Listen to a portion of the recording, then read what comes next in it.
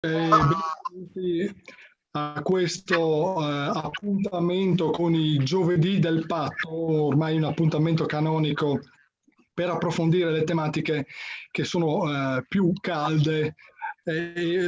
Parliamo di tematiche calde in un momento torrido della nostra estate, ma se davvero dobbiamo andare a parlare di una lunga estate calda, è quella che sta vivendo anche la scuola italiana in generale, in particolare per quanto ci riguarda la scuola friulana. La scuola del Friuli Venezia Giulia è nella lunga marcia di avvicinamento alla ripartenza di settembre dopo la crisi del Covid, che ha sollecitato con la chiusura delle scuole tutto il sistema, a partire da chi nella scuola ci lavora, per arrivare a chi la scuola la frequenta e alle famiglie. E allora, visto che questa marcia di avvicinamento è condita da tutta una serie di interrogativi che legittimamente tutti gli utenti della scuola si pongono, noi abbiamo deciso di chiedere a quelli che stanno lavorando alacremente per arrivare a settembre puntuali e fattivi a dire la ripresa della didattica in presenza, di darci degli spunti che vadano oltre i molti messaggi contraddittori che sono viaggiati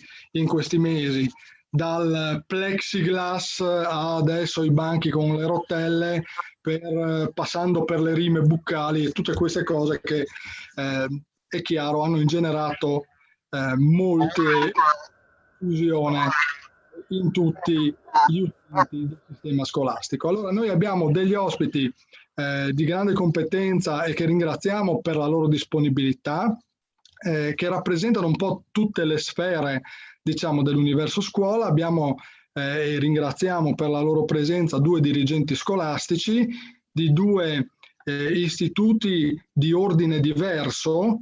Abbiamo il professor Oliviero Barbieri, che è il dirigente di una scuola superiore, l'ISIS Malignani di Cervignano, che in realtà è l'ISIS della Bassa Friulana, un istituto multiplesso che tra San Giorgio di Nogaro, Palmanova e Cervignano svolge una attività didattica praticamente su tutti gli orizzonti, dal liceale al professionale, passando per il tecnico economico. Abbiamo anche la dottoressa Flaviana Zanolla, che è con noi, che è invece la dirigente scolastica di un istituto comprensivo, quello di Staranzano, la Lighieri di Staranzano, che invece è un istituto che va dalla scuola materna alla primaria fino alla secondaria inferiore. E abbiamo anche un'altra delle figure cardine, diciamo, nel sistema scolastico, della quale molto spesso non si vede con grande evidenza il ruolo, ma che se mancano, insomma, sono dolori, che sono i direttori dei servizi amministrativi, generali amministrativi di SGA, che sono rappresentati da Roberto Molinaro, che ringraziamo, di SGA al Magrini Marchetti di Gemona, che non lo nascondiamo, è qui in una duplice veste, perché nel suo percorso ha anche rivestito ruoli di responsabilità politica in Consiglio regionale e anche il ruolo di assessore regionale all'istruzione proprio, ed è una persona che sicuramente può darci degli spunti per capire quali sono le peculiarità del sistema del Friuli Venezia Giulia in termini di istruzione. Ma visto che proprio abbiamo parlato fin dall'inizio delle famiglie, che sono quelle che hanno più anche sollecitato il patto a approfondire questo tema e a portare avanti un'operazione anche di chiarezza e di approfondimento, appunto, su quelli che saranno gli orizzonti che ci aspettano, abbiamo anche Giovanni Duca, che ringraziamo, che fa parte di un gruppo di genitori che si chiama Priorità per la Scuola, e in questo momento, dove i genitori si sono sentiti fortemente sollecitati, su di loro è caduto il peso di molte delle problematiche che sono state affrontate negli scorsi mesi, hanno dovuto dividersi tra smart working, babysitting e la friulanissima invece arte di randiarsi. Beh, in questo senso possiamo dire che per le famiglie c'è una fase anche di nuovo protagonismo e questo protagonismo lui lo vive come rappresentante di questo gruppo che fra l'altro avrà a settembre ha già annunciato delle iniziative a livello italiano e credo anche a livello locale, ne parleremo poi magari con lui. Di che cosa parleremo? Andremo ad analizzare due questioni basilari. La prima, la più urgente, la sfida immediata, è quella appunto della ripartenza a settembre. La ripartenza a settembre che il quadro epidemiologico da una parte e i tempi che il Ministero e il Comitato Tecnico-Scientifico della Presidenza del Consiglio si sono dati per mettere a punto i protocolli stanno facendo slittare tutte le decisioni che i dirigenti scolastici e tutto il sistema organizzativo dovrebbe prendere. E da questo punto di vista ci sono ovviamente i due grandi poli da contemperare. Da una parte c'è il principio di precauzione, di responsabilità che deve impedire che i rischi, che poi fra l'altro dal punto di vista delle responsabilità ricadono anche in parte sui dirigenti scolastici, possano causare danni o ripercussioni per la salute.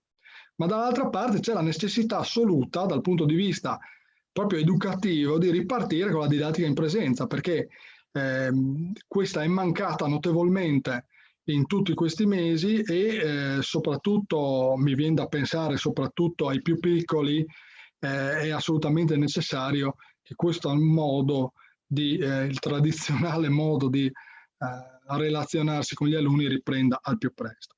E allora noi assistiamo in questi giorni a tutta una serie di problematiche che vorrei discutere con voi e vedere come le state affrontando affinché possiate spiegare anche appunto a chi ci segue quali sono i nodi principali che dovrete andare ad affrontare.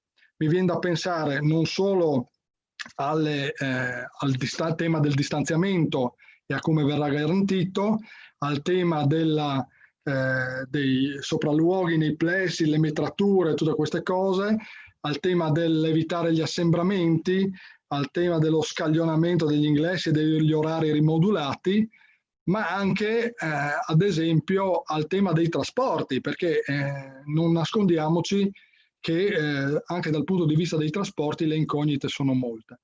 E allora io, oltretutto, ci sono anche i problemi, perché ne abbiamo sentito parlare in diverse sedi, non solo sindacali, ma anche dallo stesso assessore regionale all'istruzione, i problemi di organico. La nostra scuola regionale è ampiamente sotto organico rispetto alle necessità che si prospettano. Quindi io inizierei dal professor Barbieri per verificare con lui qual è la prospettiva che ci attende, che attende insomma la sua scuola e in che modo ci si sta organizzando seguendo oppure nonostante le normative nazionali che sono di riferimento. Professor Barbieri? Ci è scappato il professor Barbieri? Bene, allora io chiederei, intanto che recuperiamo il professor Barbieri, pongo lo stesso interrogativo alla dottoressa Zanolla se... ecco, forse... Mi sentite? Sì, sì. Ecco, sì. Bene, no, volevo tranquillizzare innanzitutto i genitori, così dicendo che la scuola sta facendo il possibile per partire con tutti in presenza a settembre. Quindi l'obiettivo, se appunto tutto andrà bene, se non ci saranno controindicazioni, stiamo lavorando per partire in sicurezza con tutti in classe. Ovviamente partire con sicurezza significa affrontare diverse problematiche. C'è quella del distanziamento, abbiamo appunto avuto delle direttive di come disporre i banchi, alle volte anche contraddittorie, però insomma tutto sommato abbiamo visto che dovremmo riuscire a tenere tutti, almeno per quanto riguarda la scuola che io dirigo, dovremmo riuscire a tenere tutti in classe. Abbiamo avuto la collaborazione dei comuni che ci hanno dato spazi ulteriori per poter appunto utilizzare senza fare grosse rotazioni fra le classi nelle aule e quindi dovremmo riuscire a tenere tutti. C'è poi il problema dei trasporti. Noi come scuola così un po' decentrata abbiamo grosse difficoltà nei trasporti perché ovviamente sono condizionati dal fatto che in prima battuta i trasporti sono pensati per la città e in seconda battuta poi appunto per la periferia. E quindi noi non possiamo scaglionare gli ingressi perché quando arrivano le corriere ovviamente abbiamo già i ragazzi in atrio e quindi non possiamo possiamo solo diversificare gli accessi, fare in modo che entrino da più porte, quella più prossima alla loro aula, e farli andare direttamente in classe senza farli aspettare in atrio il suono della campanella come di solito si fa. Poi ci sono anche problemi legati così a cosa succederà dopo, quindi ad una didattica integrata, quindi ci sarà sicuramente, ci saranno molte assenze perché adesso quando qualcuno ha un raffreddore, ha qualche lignetta di febbre, è opportuno che stia a casa, che non venga a scuola, così come appunto tutte le raccomandazioni stanno dicendo. Questo vale per le famiglie e questo vale ovviamente anche per gli insegnanti. Quindi ecco, se però riusciamo a tenerci in contatto tra la classe e la famiglia, ovviamente anche nel caso in cui qualcuno rimanga a casa potremmo riuscire a contattarlo. Ecco, questa soluzione sarà ancora più da sfruttare nei momenti in cui appunto l'epidemia dovesse peggiorare e quindi dovremmo tornare, speriamo di no, con la didattica a distanza.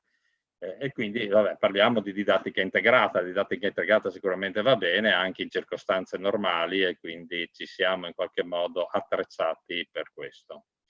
C'è poi il grosso problema dell'igienizzazione. Ecco, diciamo subito che le scuole sono sicuramente pulite, in questa estate le stiamo pulendo bene, le stiamo disinfettando in tutti i modi possibili ed immaginabili e ovviamente durante le lezioni ci aspettiamo un contingente di organico, di personale anche ATA, di collaboratori scolastici, per potenziare l'igienizzazione, in modo che ogni volta che una classe cambia aula ci sia la possibilità appunto che un collaboratore scolastico passi a disinfettare prima appunto del cambio d'aula. Su tutto questo c'è un grosso problema, almeno per quanto riguarda la nostra scuola, è il problema delle infrastrutture. La connessione internet è molto scadente sia nelle famiglie, in molte zone del Basso Friuli c'è difficoltà a collegarsi in internet, anche col cellulare. A parte appunto anche alcune famiglie che non hanno a disposizione i dispositivi. Ma nel nostro caso abbiamo la sede scolastica stessa che non ha linee internet sufficienti per collegarsi con le famiglie. Non so, la sede centrale di Cervignano riusciamo a malapena ad arrivare a 30 mega e con 30 mega riusciamo a collegare al massimo 2 aule con le famiglie a casa. Quindi ecco, c'è una grossa carenza di infrastrutture nella nostra zona. Comunque diciamo che cerchiamo di lavorare perché tutto vada in porto. Certo, e posso chiederle, visto che lei è conosciuto anche perché prima di fare il dirigente è stato un grande formatore, ha formato praticamente mezzo Friuli su tante competenze, avete pensato ad una formazione specifica per gli insegnanti? Sì, la formazione è già stata fatta una grossa formazione durante il lockdown. Abbiamo avuto i docenti che volontariamente si sono formati. Noi ovviamente abbiamo creato un team di supporto per la formazione degli insegnanti e possiamo dire che in quel periodo abbiamo avuto diciamo così, successi più grandi dal punto di vista della formazione. Nessun piano formativo avrebbe ottenuto tanti successi come abbiamo avuto in quel periodo. Cioè, insegnanti che non amavano la tecnologia, ma pur di rimanere a contatto con i propri allievi, hanno fatto il possibile, hanno partecipato ai corsi erano veramente molti, sia offerti dal Ministero, dall'ufficio scolastico, e anche noi come scuola ne abbiamo organizzati molti, e i docenti hanno partecipato con grande voglia di imparare, per avere le competenze per tenersi in contatto con i propri allievi. Quindi questo grosso bagaglio di competenze digitali lo vogliamo mettere a frutto, e a settembre sicuramente partiremo con una serie di corsi di formazione sia sull'utilizzo delle tecnologie, ma anche per la didattica a distanza, ma soprattutto per la didattica in classe. Le tecnologie possono essere molto utili anche per la didattica in classe. Certo. Quindi punteremo molto sulla formazione ad inizio anno. Bene, allora io sentirei dalla dottoressa Zanolla se anche nell'ordine di scuola, diciamo, inferiore le problematiche sono le stesse, oppure se ci sono delle esigenze che si vanno a configurare in maniera diversa. Penso che soprattutto con i piccolini ci possano essere problematiche un po' più complesse. Sì, buonasera, mi sentite? Sì. Buonasera, saluto con affetto il dirigente Barbieri.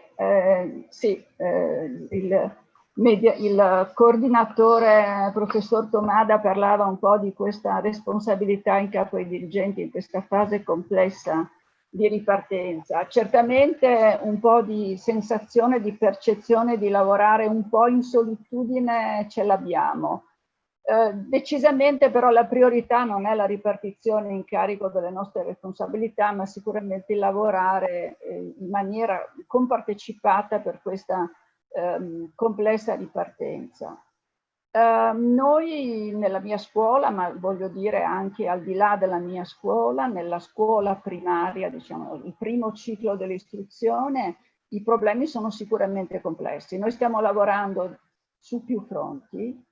Il primo è quello dell'organizzazione didattica, il secondo sostanzialmente è quello del personale che vorrei affrontare, perché la scuola è una comunità scolastica sicuramente con interessi convergenti delle famiglie, dei bimbi, ma anche del personale.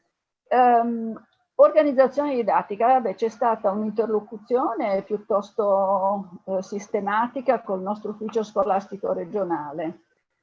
Sicuramente all'inizio la situazione così complessa perché ricevevamo, come già il dottor Barbieri accennava poc'anzi, abbiamo ricevuto più di un esempio di manuale operativo per garantire il distanziamento all'interno delle aule.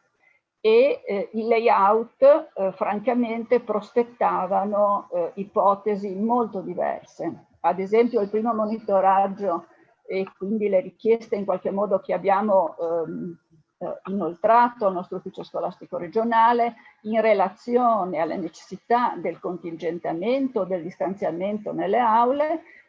Purtroppo devo dire è stata così una richiesta che parlava di aumento di organico, in quanto i primi parametri proposti a noi dirigenti scolastici hanno parametri veramente che richiamavano un approccio molto complesso. Si parlava, era un manuale probabilmente mutuato dalla Regione Veneto e che quindi introduceva il parametro dei 2 metri. Per fortuna diciamo, c'è stata una fase concitata, devo dire, dai primi giorni di luglio sino al 16-17 di luglio, con grande pacatezza. Il comitato tecnico scientifico poi è intervenuto e si è pronunciato per il famoso metro di distanziamento. I layout che possiamo realizzare sulla base di questi parametri quantitativi sono layout che non sono affatto confortanti, perché probabilmente li avreste anche voi potuti apprezzare sulla stampa anche locale, sono ipotesi di classi piuttosto numerosi e questo francamente ci preoccupa molto. Del resto ogni ipotesi di contingentamento e di distanziamento sociale che presupponga l'allocazione dei gruppi classe in altri spazi, inevitabilmente, come diceva lei Tomada, riporta il tema del potenziamento dell'organico. Ecco, questo potenziamento dell'organico noi abbiamo avuto sostanzialmente in conferenza di servizio a dirigenti scolastici Regione Friuli Venezia Giulia, intervenuta la nostra direttrice, dottoressa Beltrame, sostanzialmente raggellando un po' le aspettative dei docenti, in particolare per quel che riguarda situazioni che prevedono articolazioni molto ingessate. Parlo della secondaria di primo grado e della secondaria di secondo grado. Pertanto pensare di allocare altrove, al di fuori dei nostri spazi abituali, gruppi di alunni senza un potenziamento dell'organico è molto complesso. Allora diciamo che noi ci siamo orientati un po' ad aumentare, a moltiplicare, a implementare i varchi, a moltiplicare gli accessi, a contingentare, perché noi non abbiamo il problema del trasporto pubblico, ma appunto lavoriamo con gli scuolabus e pertanto abbiamo sostanzialmente cercato di dilatare le maglie di una presenza scolastica molto forte. Volevo aprire un piccolo spazio per accennare al tema dell'infanzia. Ecco, il tema dell'infanzia è un tema molto complesso. Lì, a differenza di quelle che sono state poi le ulteriori rielaborazioni di 1 metro, mezzo metro, 10 metri, si continua a precisare che nell'infanzia si lavora per piccoli gruppi. Ieri mi pare il dottor Arcuri ha richiamato l'attenzione il fatto che da 0 a 6 non ci saranno, probabilmente non sarà previsto l'uso del dispositivo della mascherina, ma se ne riparla a fine agosto. Allora voi capite che parlare di piccoli gruppi significa spaccare le sezioni.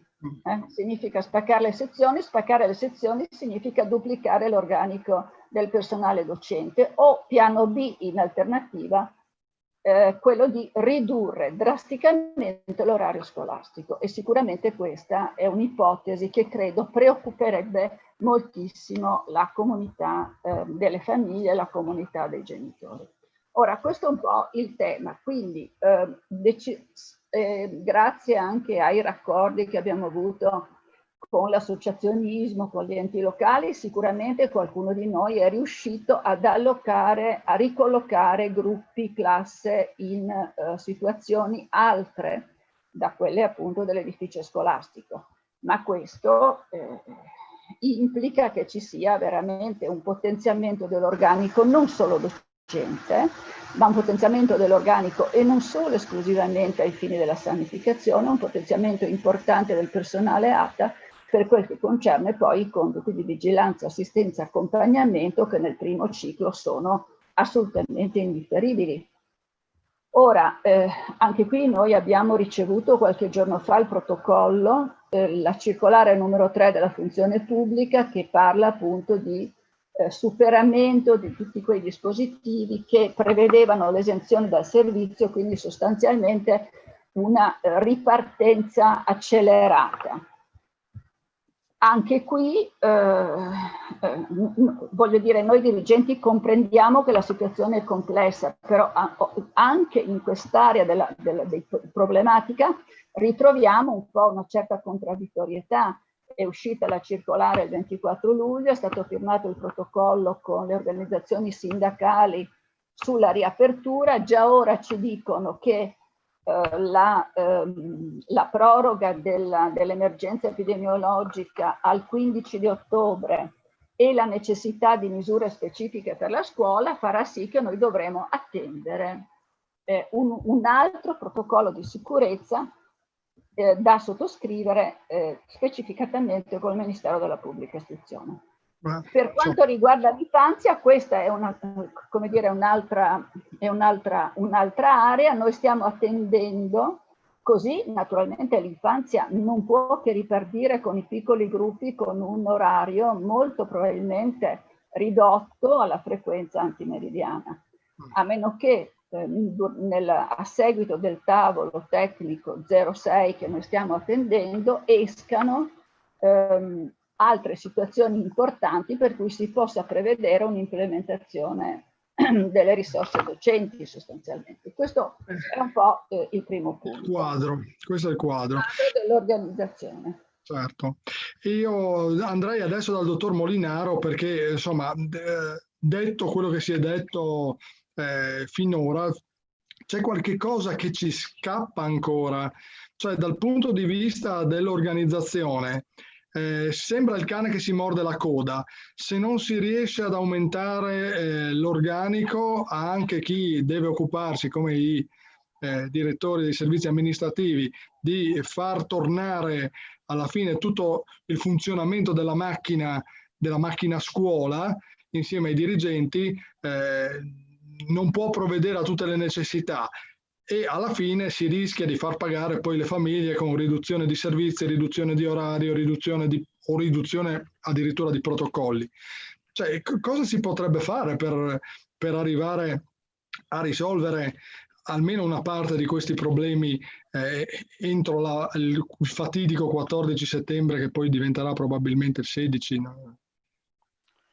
Intanto buonasera a tutti, io ringrazio per questo coinvolgimento, preciso che il tipo di attività che fanno i direttori amministrativi è quello di supportare diciamo, l'organizzazione didattica sia per quanto riguarda l'organizzazione generale sia per quanto riguarda la parte, chiamiamola, amministrativa. E in stagioni come queste, in cui le scuole sono state anche oggetto di assegnazioni finanziarie straordinarie, sicuramente il lavoro è cresciuto, certamente anche in un quadro di incertezze.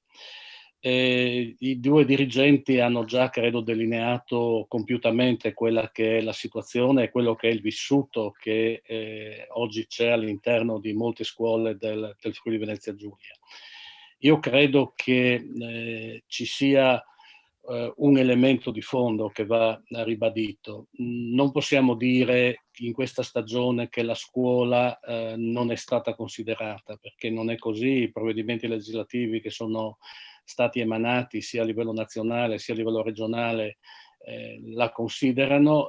Il problema è la tempistica e la coerenza delle decisioni.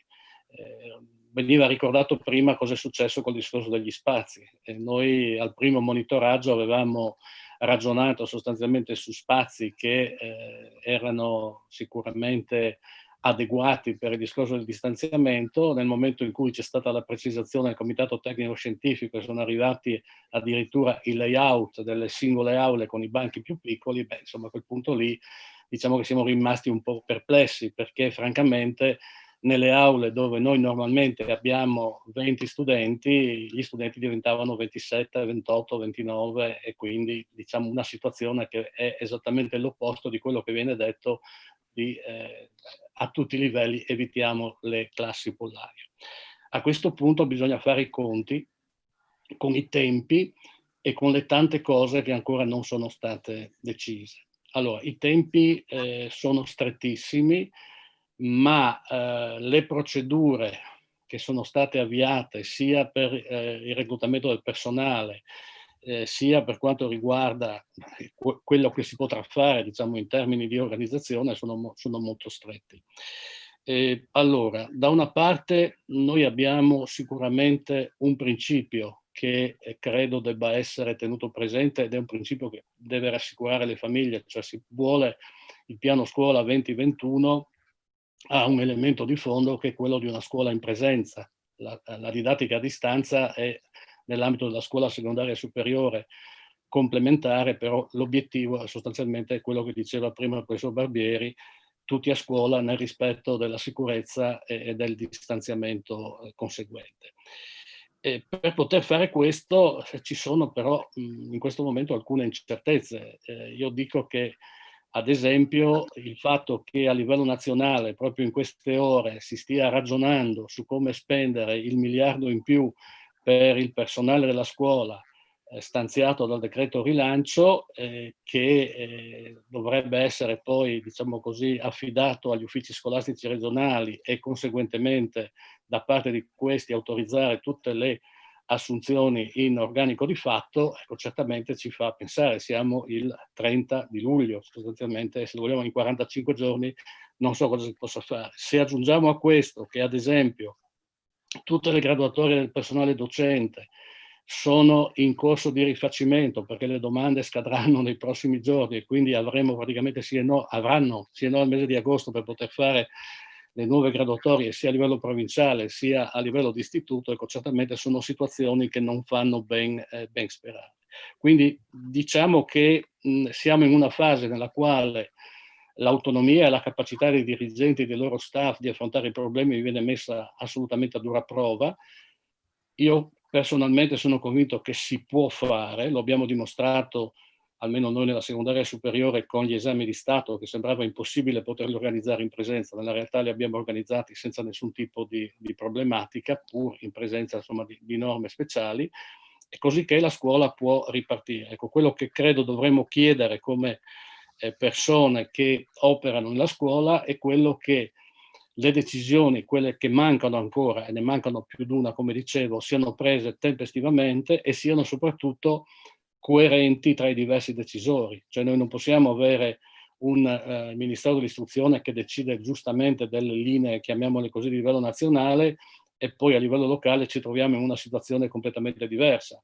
Se io dovessi dire cosa è successo nella nostra realtà, noi a fronte di classi, 48 classi, ce ne sono alcune che hanno studenti dai 25 ai 30, abbiamo chiesto lo spacchettamento di queste 5 classi, la risposta è stata non se ne fa niente. 2 giorni dopo arriva la conversione in legge del decreto 34 che parla di studenti al massimo di 15 studenti per classe, quindi ci sono delle situazioni francamente che ci lasciano anche noi senza risposta. Tuttavia dico, al di là di queste incertezze si può fare, anzi si deve fare.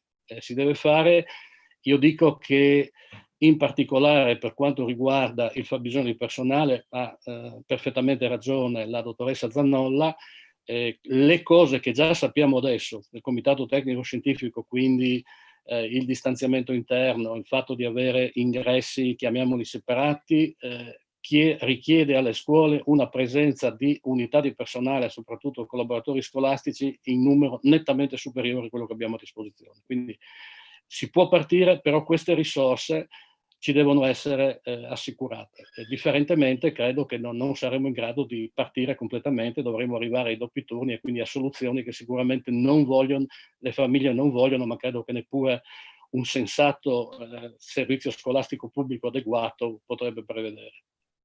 La questione dell'organico è molto sentita anche dai nostri amici che stanno commentando su Facebook e ringraziamo per la loro attenzione. Si dice giustamente che l'organico è un'occasione perduta se non viene potenziato non solo dal punto di vista organizzativo ma anche da quello didattico, perché potrebbe permettere una valutazione, una rivalutazione anche dal punto di vista didattico. C'è molta attenzione appunto per le questioni delle graduatorie, per le domande e vedremo magari insomma se successivamente potremo dare anche qualche indirizzo in questo senso.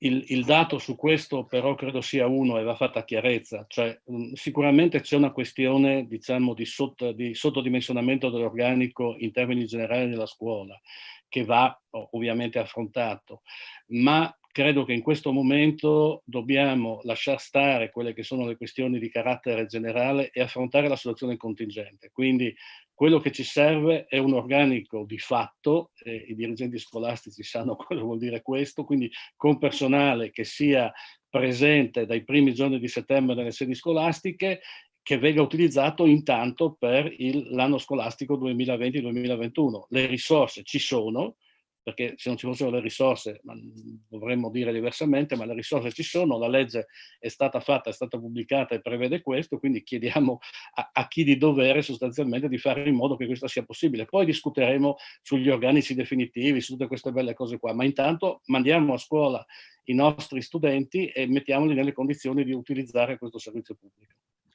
Beh, immagino che Giovanni Duca, che rappresenta appunto questo gruppo di genitori che si è fatto partecipe e protagonista della rivendicazione di una ripartenza in presenza, d'accordo in sicurezza, però il più completa possibile, sia d'accordo con questo ultimo assunto che il dottor Molinaro ha esplicitato, cioè bisogna essere in grado in tutti i modi di ripartire.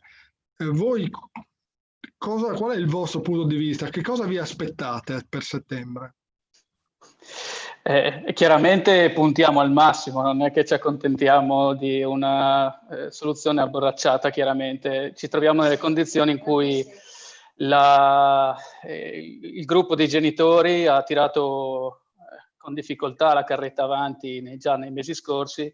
Teniamo conto che ferie piuttosto che permessi straordinari sono stati già consumati abbondantemente anche solo per coprire quelle che le casse integrazione in deroga non riusciva a coprire, quindi pensare chiaramente seguo una frase del professor Barbieri che dice chi ha un raffreddore è meglio che stia a casa, giusto, la domanda è con chi? Perché se parliamo di secondarie, magari uno ha passato i 14 anni e può anche stare a casa da solo.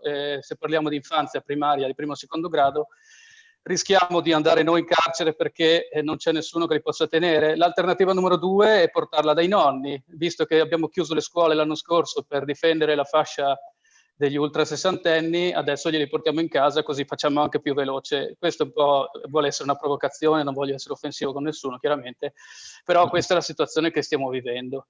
E il servizio scolastico nessuno l'ha mai pensato come un parcheggio per i ragazzi, per i bambini, per lo meno non le persone che ci sono intorno, però ovviamente anche questo sull'organizzazione familiare, il fatto di sapere, avere la certezza di un orario in cui i bambini possiamo affidarli alla pubblica amministrazione, ci consente di organizzare la vita e la giornata in maniera coerente e decente anche con gli impegni lavorativi.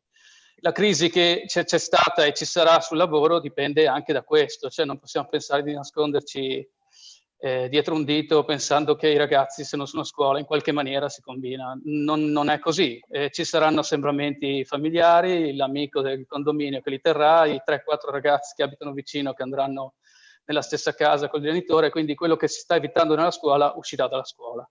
E da qui un po' siamo partiti già a giugno, nel senso che siamo andati in piazza anche qua a Udine ed è stato detto chiaramente che il rischio zero non può esistere in nessun settore e sembra che l'unico dove ci si accanisca a ricercarlo sia proprio l'ambiente scolastico, cosa che chiaramente non ha neanche senso visto che comunque siamo proprio nella fascia di età che è meno a rischio, se non parliamo di insegnanti ovviamente. E lì è un tema che però non mi posso permettere di addentrarmi troppo perché non ho formazione medica e non voglio neanche esagerare nelle affermazioni, però è chiaro che l'accanimento andrebbe fatto su altri settori, cerchiamo di chiudere le case di cura, di non mettere gli ammalati nei centri degli anziani, insomma sta lì gli errori che sono stati fatti sicuramente in un ambiente scolastico che è stato chiuso dal giorno dopo che si è cominciato a sentir parlare di coronavirus, la prima cosa si chiude quello che è gratis chiudere, però questa è una mia affermazione chiaramente, però mi è sembrato molto semplicistica la mossa che è stata fatta. A quel tempo assolutamente condivisibile e tornando indietro hanno fatto bene a fare quello che hanno fatto, però adesso bisogna cambiare marcia e non pensare che la scuola deve rimanere il centro del controllo del contagio. Quindi questo penso che sia innegabile. Dall'altra parte la priorità della scuola a livello nazionale ha portato delle proposte già al Ministero, quindi non stiamo parlando di realtà locali, stiamo parlando di tutta la parte nazionale, dove hanno richiesto di portare dei presidi sanitari nelle scuole, quindi probabilmente il raffreddore e la piccola influenzina potrebbe essere gestita con una piccola infermeria messa a scuola dove c'è un infermiere che va a verificare se le condizioni sono compatibili con dei sintomi da coronavirus o meno. Anche perché quando si doveva andare in pronto soccorso a fare i tamponi, solo il raffreddore non bastava, doveva avere anche delle linee di febbre, doveva avere difficoltà respiratorie, e quindi se ci affidiamo a personale non medico è chiaro che qualsiasi cavolata diventa un motivo per stare a casa. Dall'altra parte, torno a ripetere, nelle scuole dell'infanzia togliere il pomeriggio penso che sia una delle cose più tremende che si possa fare a un genitore, perché il tempo pieno lì è praticamente sposato dal 99% delle famiglie, cosa che non possiamo dire nelle primarie forse è abbastanza il contrario, anche se mi pare che comunque la scelta del dopo scuola, del tempo pieno, non sia proprio così poco utilizzata da parte delle famiglie, e soprattutto in questo periodo qua andrebbe anche potenziata proprio per evitare che la delega del controllo dei bambini venga fatta da parte delle persone più anziane. Questo forse va sempre tenuto conto, perché altrimenti risolviamo il problema in un punto e con un giretto dietro la schiena ce lo stiamo portando dall'altra parte in tempo zero. Torniamo un ultimo punto. Cane che si morde la coda. Assolutamente, assolutamente. E per cercare di risolvere il problema in un settore solo stiamo distruggendo tutto quello che sta intorno. Quindi chiaramente questo non dipende dai dirigenti, non dipende dai DSGA, dipende esclusivamente dalle linee guida, e su questo c'è poco da fare. Io come battuta facevo sul discorso dei banchi, perché fare i banchi singoli? Facciamo diventare i 2 compagni fissi, visto che adesso va abbastanza di moda la rotazione, ma facciamo i 2 banchi fissi, quei 2 ragazzi saranno considerati congiunti, se siamo alla 1 saranno a casa entrambi, abbiamo già risolto il problema dello spazio in tempo zero, limitando a 30 centimetri le 2 persone che sono compagni di banco e facendo diventare magicamente 1,5 metri gli altri che sono intorno, quindi si ridurrebbe drasticamente il problema spazio. Dall'altra parte, non mi pare che ci sono grandi concessioni finanziarie, perché anche le cifre che ho sentito parlare, ma io faccio anche solo riferimento ai soldi che sono piovuti nel periodo in cui si doveva fare investimenti sull'informatica, e le cifre che ho visto per singolo plesso erano talmente basse che mi chiedevo quanti tablet si poteva comprare e soprattutto che tipo di tablet, perché se già contengono una SIM dentro salgono da 50-60 euro l'uno, così a occhio, e un tablet decente costa 200-300, io ho visto sulla nostra primaria qualcosa come 900 euro, quindi 4 tablet risolve il problema di 4 bambini e tutti gli altri non sappiamo dove vanno a finire. Inoltre sulla DAD, ovviamente, perlomeno sulla primaria, ma comunque anche sentendo insegnanti della secondaria e genitori e studenti della secondaria, siamo tutti abbastanza contrari, perché comunque se può andare bene in famiglie che sono agiate, dove c'è uno sfondo culturale abbastanza elevato, in qualche maniera si fa, ma risulta più una homeschooling cadenziata da parte dell'insegnante, non è sicuramente una didattica a tutto tondo come dovrebbe essere. Perlomeno parliamo di primaria di primo grado. Sul secondo grado ci si può avvicinare lontanamente alla didattica, chiaramente è più facile a livello di superiori, perché comunque sono ragazzi più grandi, più autonomi, in qualche maniera si fa. Certo, certo. Sicuramente l'abbandono scolastico è stato molto elevato e i numeri, ne hanno parlato a livello nazionale, sono altissimi, si parla veramente di migliaia di ragazzi che per colpa della DAD, si può dirlo abbastanza ad alta voce, sono stati dispersi. E sulla primaria abbiamo esperienze direttissime, che la difficoltà familiare diventa molto più alta quando si parla di didattica a distanza, perché se già non c'è il possesso della lingua da parte dei genitori, essendo i bambini da seguire fianco a fianco diventa un dramma, perché se non c'è il possesso della lingua italiana non si può capire come un genitore possa seguire in maniera efficace il proprio figlio. Certo. No, se volevo solo un secondo ringraziare il genitore perché in qualche modo ci rappresenta ciò che potrà accadere il 14 settembre. Cioè, oggi le famiglie ci stanno chiedendo con forza di ripartire, ma sicuramente il 14 settembre ci chiederanno con forza di ripartire in sicurezza. Quindi lì evidentemente ci saranno grossissimi nodi in merito alle responsabilità da sciogliere, non solo quelli in qualche modo formali, ma anche quelle sostanziali. Allora, ha ragione, a mio avviso, il dottor Molinaro a ricordare questi layout in cui il vecchio tradizionale confortante 1,80 m per alunno, decreti sicurezza, e 25 massimo alunni per la prevenzione antincendio, vengono molto superati, allora questo ci rende piuttosto preoccupati su quella che sarà l'intensità dell'affollamento il 14 settembre.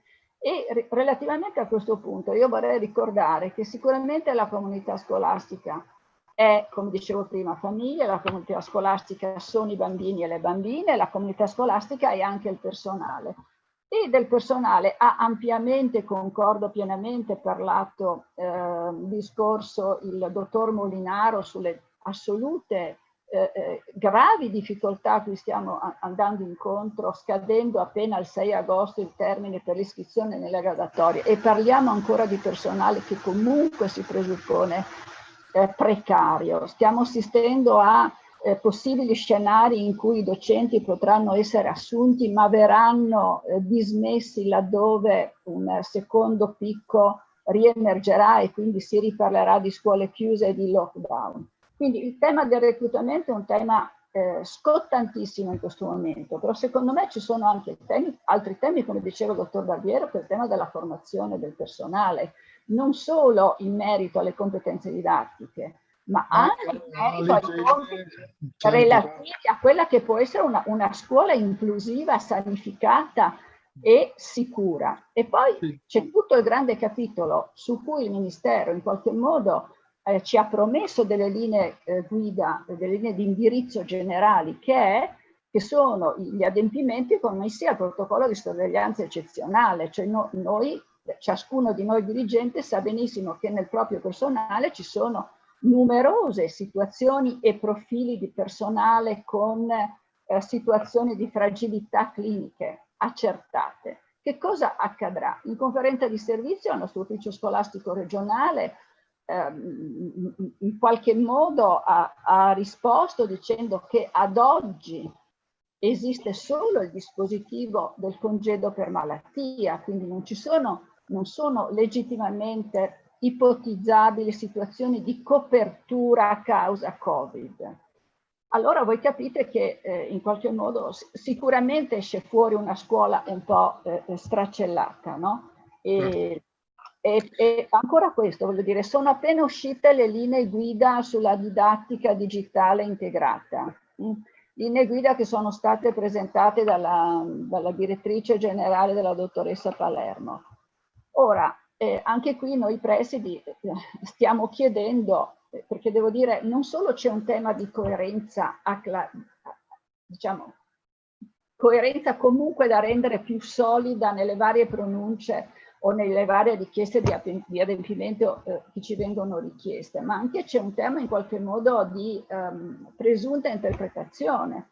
Allora, questa didattica a distanza, che cosa integrata, che cosa significa? Vogliamo capire anche dal Ministero, naturalmente in un clima di un percorso compartecipato di discussione, di elaborazione, ma di arrivare in qualche modo, perché ci sono degli aspetti tecnici altrettanto importanti. Ad oggi noi non sappiamo per quanto tempo dobbiamo ventilare le aule.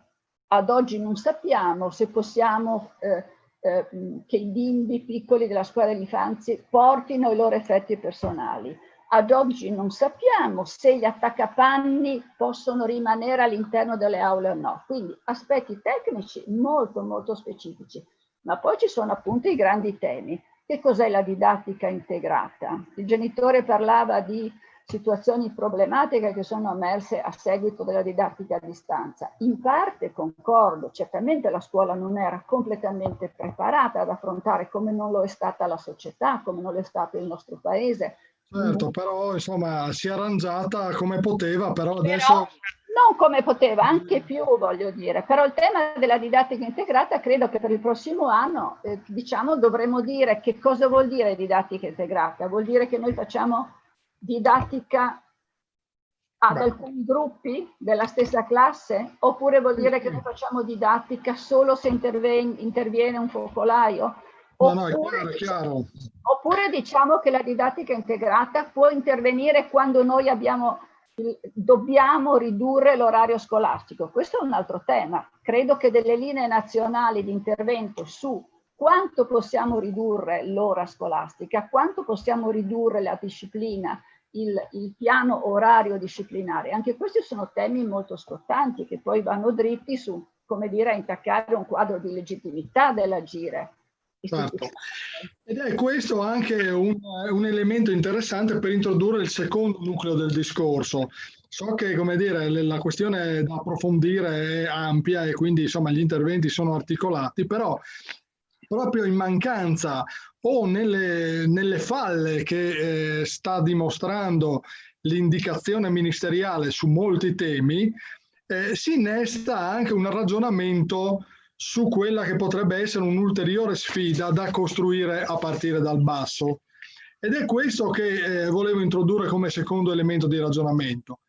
Dal momento che appunto i messaggi che vengono dal centro, chiamiamolo così, sono molto contraddittori, creano nelle famiglie, nei dirigenti, nei docenti, nel personale ATA molta confusione, molti pensano che in realtà se noi fossimo in grado di costruire a partire da dagli spazi di flessibilità e di autonomia che sono dati alle singole scuole, se noi fossimo in grado di costruire un modello, chiamiamolo così, friulano o regionale dell'istruzione, che potesse, come dire, progettare questo tipo di soluzioni a partire dalle esperienze maturate e che potesse, diciamo, rispondere a questo tipo di esigenze, probabilmente insomma, le cose sarebbero più semplici sicuramente, avendo la possibilità di costruire anche un percorso che permetterebbe poi di giustificare anche quello che è un traguardo per molti versi ritenuto da molti utopistico, che è quello della rivendicazione della competenza primaria in materia di istruzione. Allora, questo tipo di situazione, e qui lancio come dire, la domanda a tutti quanti per un secondo giro di riflessione. È un auspicio che è possibile, è realistico, cioè affronteremmo meglio tutte queste situazioni se avessimo una scuola regionale oppure no?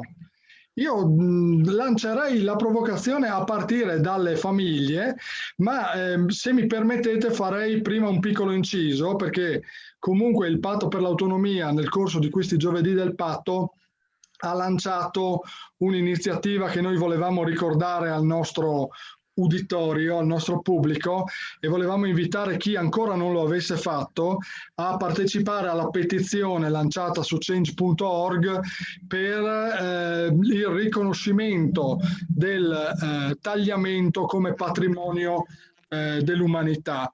È una petizione indirizzata al Ministero dell'Ambiente e alla Presidenza della Regione. Finora siamo arrivati al ragguardevole numero di 7.416 firme, ma non è certo da fermarsi qua, perché il tagliamento merita di meglio e merita di più. Quindi insomma questo è un appello ovviamente off records, ma ci teniamo che tutto il nostro pubblico partecipi a questa iniziativa. Allora, Giovanni Duca, in tutto questo, diciamo, bailam di incertezze, sarebbe per le famiglie sarebbe più rassicurante avere una scuola, come dire, incentrata sulla regione oppure no? Beh, ci sono diversi aspetti da pensare su una soluzione di questo tipo, perché chiaramente se andiamo a guardare se il centro di responsabilità è decentrato, sicuramente dei vantaggi ci sono, ma non stiamo neanche parlando a livello regionale, quasi si sta parlando a livello locale, perché ritoccando il tema dei trasferimenti che si è parlato prima, della difficoltà dei trasporti, se pensiamo al paese decentrato a alcuni tipi di problemi, io penso al centro studi di Udine, che lì chiaramente l'affollamento delle corriere e del numero di ragazzi sul marciapiede sarà anche molto più elevato, quindi il tema del decentramento fa pensare a questo, la possibilità di verificare direttamente in diretta quali sono le situazioni e agire di conseguenza.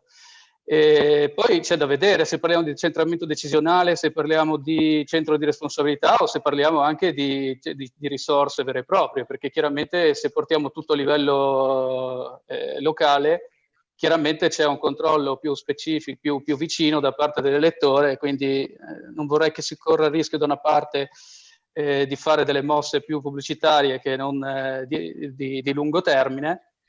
Però anche dall'altra parte ci sarebbe un controllo superiore, ecco, quindi secondo me su tutti questi temi qua il compromesso è la giusta scelta, diciamo, anche perché noi come priorità alla scuola in realtà non ci siamo chiamati priorità contro il Covid o contro la DAD, perché non era questo lo scopo e non lo sarà mai. Nasciamo sul tema della scuola perché è sempre stato messo in secondo piano a tutti i livelli, perché comunque i risparmi si sono cercati di fare a tutti i livelli, ed oggi è l'ora di investire in maniera forte. Andremo a chiedere dei punti di PIL a settembre di sicuro, perché abbiamo già è stata già decisa una data per settembre per una manifestazione nazionale per il 26. Adesso da vedere se noi ci muoveremo a livello locale o se andremo a Roma, anche se sarebbe molto poco sensato farlo appunto per i motivi di sicurezza sanitaria.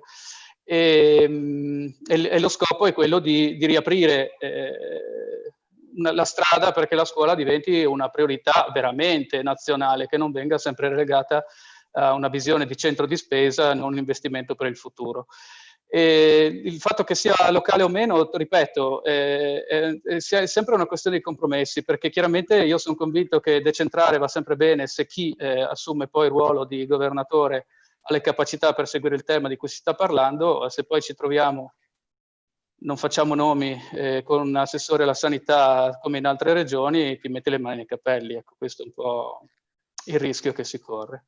Beh, certo, spieghiamo un po' meglio questo concetto di scuola regionale che è stato introdotto fra l'altro dal professor Dino Del Ponte recentemente in un suo intervento anche sulla stampa. Dino Del Ponte è una figura che chi conosce il mondo della scuola in Friuli sa di chi stiamo parlando, già dirigente ma anche, come dire, testa della consulta degli studenti, una persona di altissimo spessore che ha parlato di un modello Friuli per la nuova scuola, cioè si parla di un'idea che non solo va a superare tutte quelle che sono queste antinomie che abbiamo verificato fino adesso, che esce dalla logica dice lui, del non si può, non è previsto, si è sempre fatto così, non siamo preparati, per arrivare alla progettazione di una nuova modalità scolastica che si incarna su quella che è la comunità regionale, partendo dalle esigenze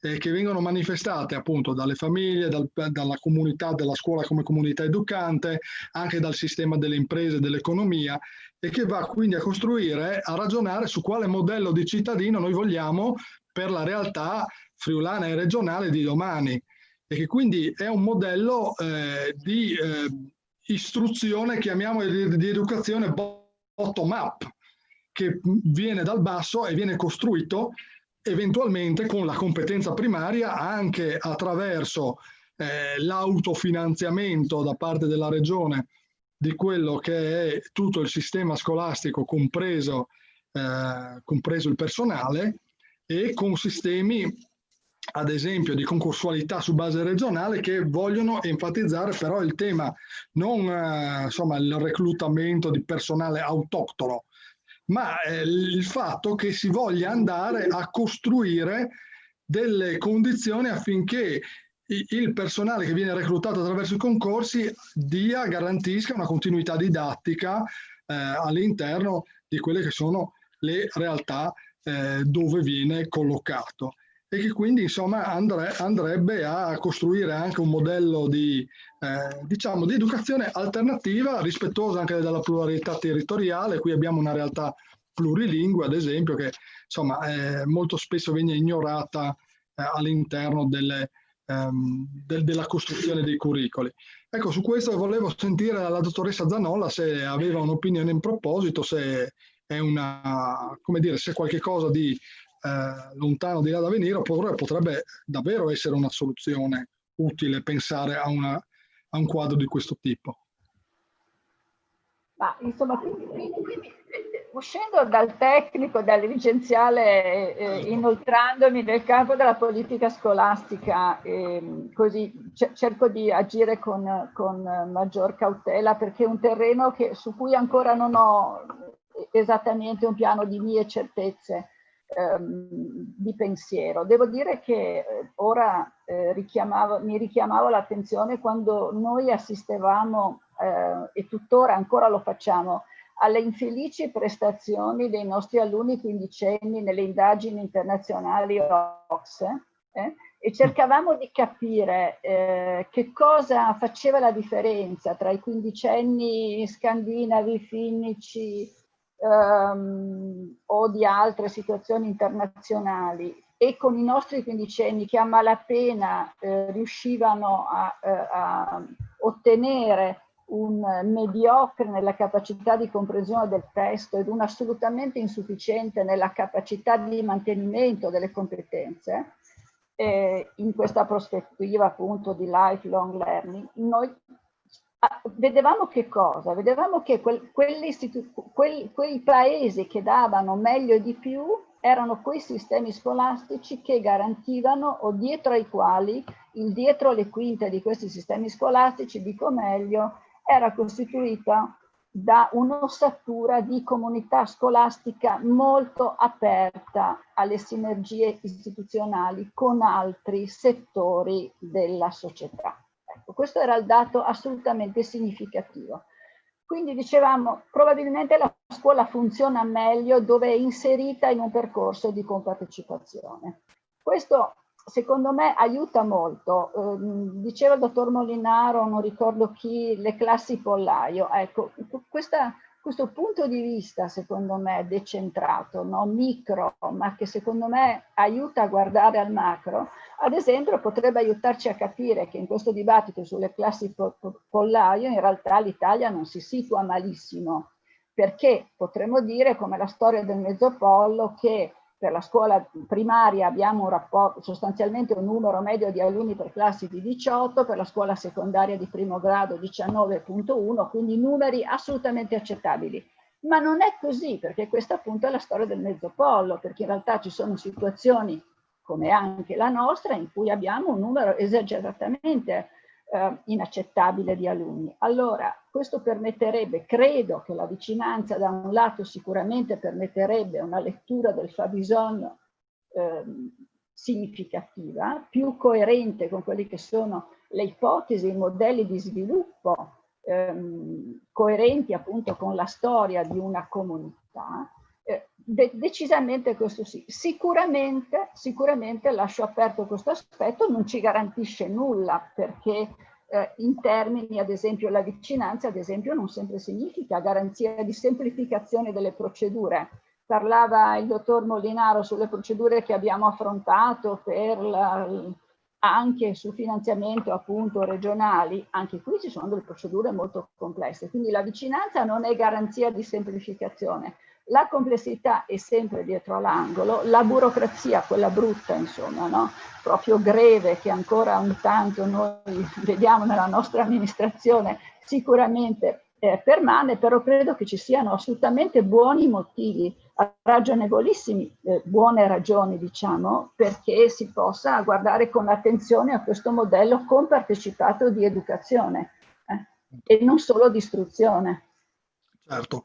E allora adesso chiederei al professor Barbieri, al dirigente dell'ISIS Malignani, il Bassa Friulana, che cosa pensa sul tema. Cioè, è possibile che dal punto di vista operativo un modello più vicino possa consentire una sorta di rivoluzione della didattica che ci permetta di risolvere contemporaneamente dei problemi, ma anche di progettare una didattica più consapevole del cittadino futuro che andiamo a creare? Beh, sicuramente spostare il centro decisionale più vicino all'utenza sicuramente permette di ottenere dei vantaggi anche nella didattica, e qui appunto condivido appieno quanto diceva la collega Zanolla sulla necessità di che le scuole siano direttamente collegate col loro territorio e che possano operare assieme. E qui andiamo appunto ad incanalarci nella questione dell'autonomia scolastica, delle singole istituzioni scolastiche. Un'autonomia che è stata annunciata, ma che è nelle carte, però di fatto è molto limitata. Una maggiore autonomia data alle scuole permetterebbe sicuramente di interfacciarsi meglio col proprio territorio, essere maggiormente espressione del territorio e anche essere più utile alle aziende del territorio, alla struttura del territorio. Però appunto dobbiamo dare più autonomia alle varie istituzioni scolastiche. Diciamo che in periodo così di emergenziale siamo tutti convinti che una direttiva a livello nazionale sia indispensabile. Nelle situazioni di emergenza le decisioni devono essere veloci, comuni un po' per tutti i paesi, e quindi era indispensabile che questo venga presa appunto a livello nazionale. Però poi più vicini siamo ai cittadini e meglio è quando siamo nelle condizioni ordinarie. E quindi non so, spostare l'organico, che è il grosso problema che avremo sicuramente il 1° settembre, come diciamo così, punto di decisione a livello più basso, cioè più della regione o anche dell'istituzione scolastica. Questa sicuramente è una cosa che per la quale il nostro paese non è ancora maturo, però appunto nei paesi del Nord Europa la scelta dei docenti e del personale viene fatta direttamente dall'istituzione scolastica e ne risponde, mentre noi dobbiamo attendere i docenti che arrivano da una graduatoria, pur sapendo che magari qualcuno non è adatto a fare il docente o ha fatto grossi disastri, è in graduatoria e dobbiamo tenercelo. Ecco, questo poter spostare già a livello regionale, immagino le grosse difficoltà nella gestione, però sarebbe già un passo. Teniamo presente che comunque la regione ha già delle competenze che potrebbe sfruttare, ad esempio per le infrastrutture, per i trasporti.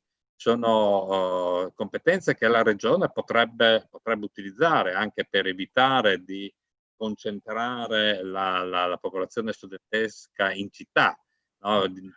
Diceva prima il rappresentante dei genitori che il centro studi è quello un po' laio, sì, sicuramente. Sì, è veramente, no? Passando alle 8 del mattino si vede proprio una concentrazione enorme, ecco, con grosse difficoltà di diverso tipo.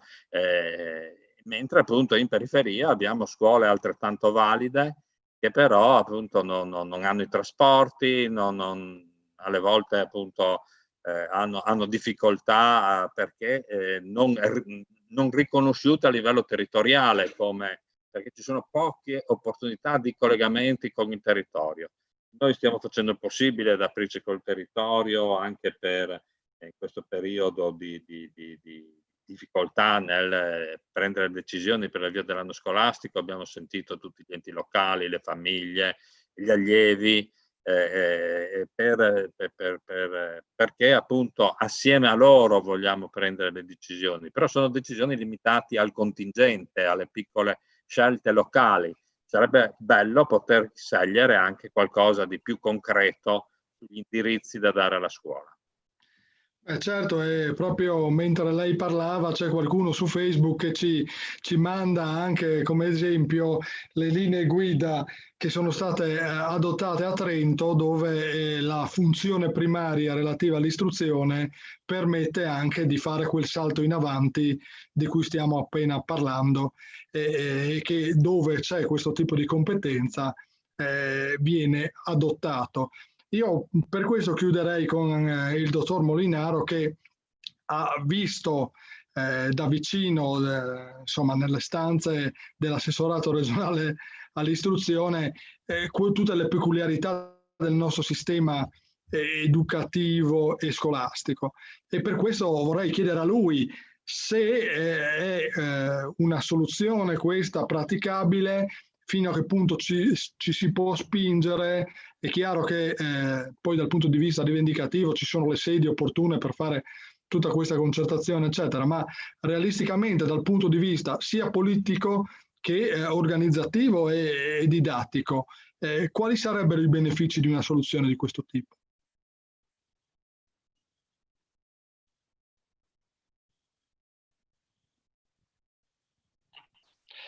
Io parto da una domanda che dobbiamo farci tutti come cittadini di questa regione, ma di questo paese.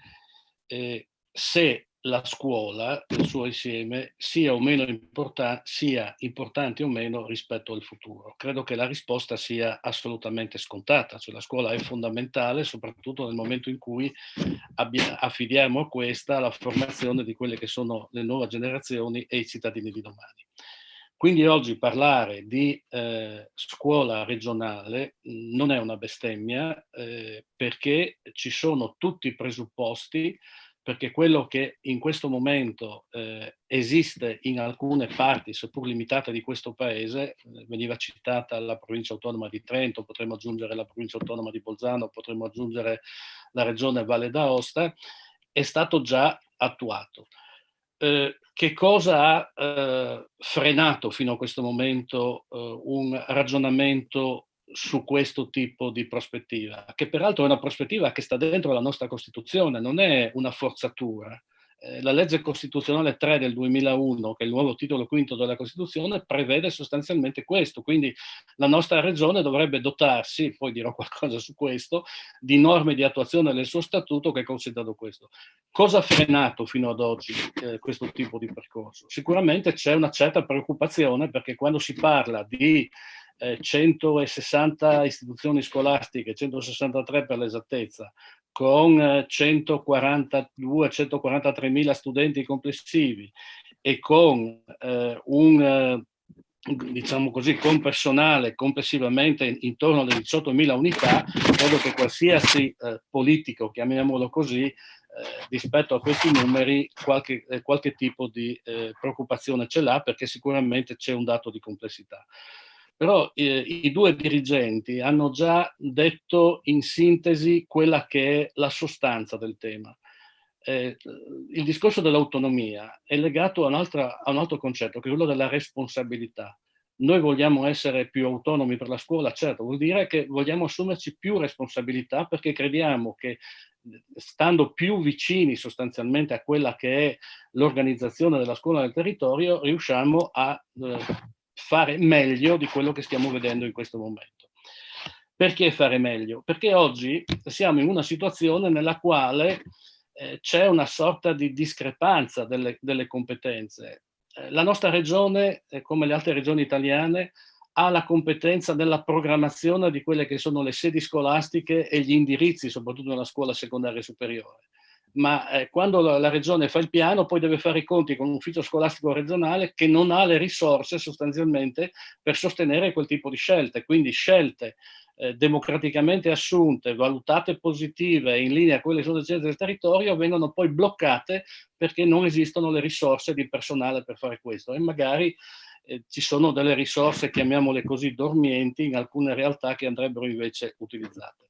Allora, non siamo all'anno zero, per fortuna, non siamo all'anno zero. Io ho avuto l'onore e il peso anche, devo dirlo, di quando facevo dico scherzando, un altro mestiere, quando ero assessore regionale, di aprire il 12 maggio del 2012 in commissione paritetica Stato-Regioni il percorso sostanzialmente che dovrebbe portare ad una costruzione di norme di attuazione dello Statuto dell'Autonomia, per avviare, anche qui bisogna essere chiari, io so ad esempio che lei citava prima Dino Del Ponte, abbiamo discusso amabilmente di queste cose alcune volte, non è possibile fare tutto subito, qui bisogna avviare un percorso nel quale gradualmente ci sia la responsabilità sostanzialmente di dell'organizzazione scolastica a livello regionale, per arrivare poi alla responsabilità degli organici, per arrivare ovviamente prima ancora di partire a chiarire quelle che sono le competenze economiche rispetto a questo, perché ovviamente vivendo il Friuli Venezia Giulia di finanza di compartecipazione, nel momento in cui ci si assume il costo dell'intera scuola, ovviamente le compartecipazioni devono essere diverse. Però dicevo, non siamo all'anno zero, perché nel 2016, almeno queste sono le ultime notizie che avevo io, si era arrivati a una, diciamo così, una prima definizione di quella che era la norma di attuazione, che prevedeva intanto l'assunzione da parte della regione dell'intero ufficio scolastico regionale, quindi praticamente di quella che è l'organizzazione base per poter fare questo tipo di cose. Poi c'è stato un referendum, ci sono state alcune cose, quindi il percorso è stato rallentato, però devo dire, se a conforto, che se guardiamo quello che succede fuori da qui, la dottoressa Zanolla ha detto una cosa molto vera che pochi sanno.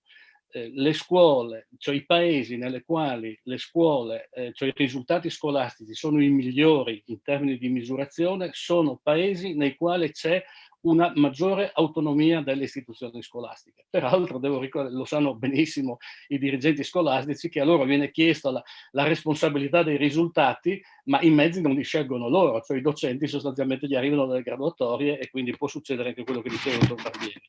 Però dicevo che a conforto di questo, 2 regioni a noi vicine, il Veneto e la Lombardia, che insieme fanno 12 milioni di abitanti, quindi non sono 6 volte quello che siamo, 6-7 volte quello che siamo noi, hanno in piedi, con tanto di referendum popolare e governativo, la richiesta sostanzialmente di integrare la propria autonomia, e loro non sono regioni a statuto speciale, con la competenza in materia di scuola. In Friuli Venezia Giulia l'iter è stato avviato partendo dal discorso plurilinguistico. Questa è una realtà di confine dove ci sono 3 lingue minoritarie riconosciute, e quindi il discorso della scuola era abbastanza in sintonia rispetto a questo. Io credo che si possa arrivare, personalmente direi anche si deve arrivare a questo. Bisogna però fare i passi coerenti, non volere tutto subito, ma soprattutto nel momento in cui si sceglie un percorso, fare sempre passi in quella direzione e non qualche passo indietro, come ho visto in questi ultimi anni.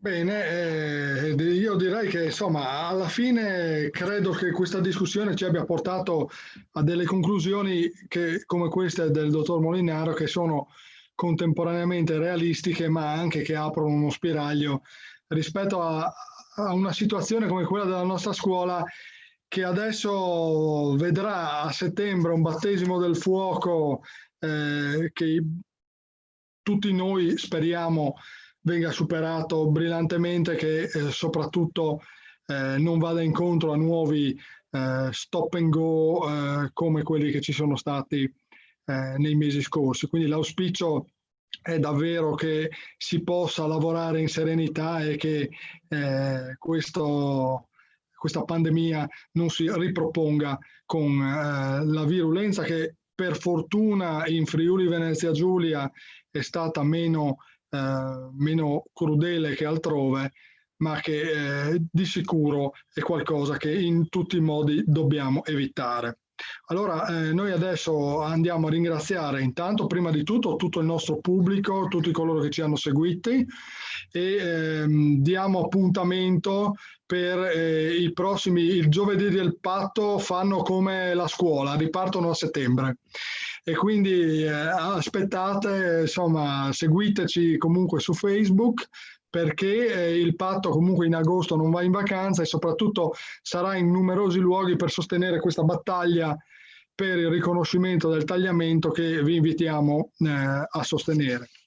Io comunque, prima di chiudere, ci tengo davvero a ringraziare tutti i nostri ospiti per il contributo di professionalità, di serietà, di competenza e di equilibrio che ci hanno dato, a partire dal professor Oliviero Barbieri, dalla dottoressa Flaviana Zanolla, dal dottor Roberto Molinaro e da Giovanni Duca. Ringrazio anche tutta la regia Facebook del Patto, e ribadisco i ringraziamenti a tutti voi per averci seguito, e appuntamento a settembre, sperando che tutta questa situazione di cui abbiamo parlato nel frattempo lasci lavorare al meglio i nostri docenti e i nostri dirigenti, e rassicuri le famiglie che davvero hanno tanto bisogno di rivedere i loro ragazzi andare a scuola. Bene, buona serata e arrivederci a tutti. Buonasera. Grazie, buona serata. Buona serata a tutti.